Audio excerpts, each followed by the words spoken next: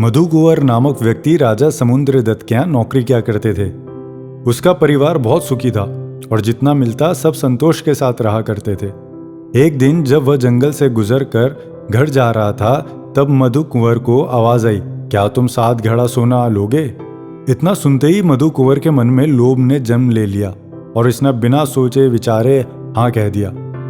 मधु कुंवर जब घर पहुंचा तो उसने 7 घड़ों को अपनी नजरों के सामने पाया और यह देखकर वह विस्मित हो उठा। उन 7 घड़ों में से 6 घड़े सोने से भरे हुए थे, पर एक आधा खाली था। बस अब क्या होना था? लोभ लालच ने मधु कुंवर के संतोष का हरण कर लिया था।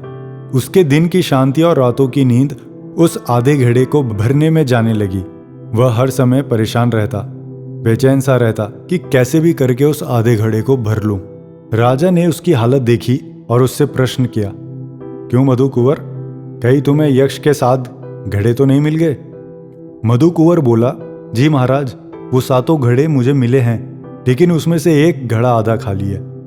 महाराज हंसते हुए बोले, अरे वो घड़े देने नहीं बल्कि लेने के लिए आते हैं। उन्होंने तुम्हारा सभी धन ले लिया।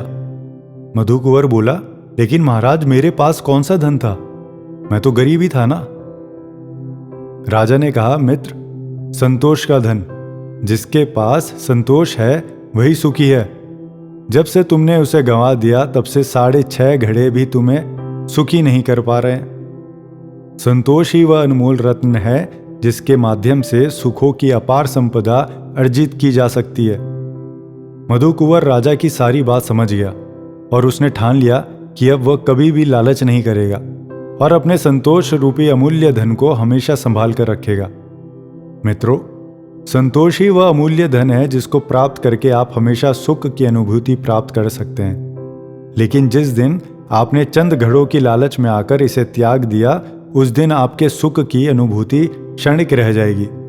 इसलिए इस अमूल्य धन को लालच के नीचे आने मत दीजिएगा। धन्यवाद।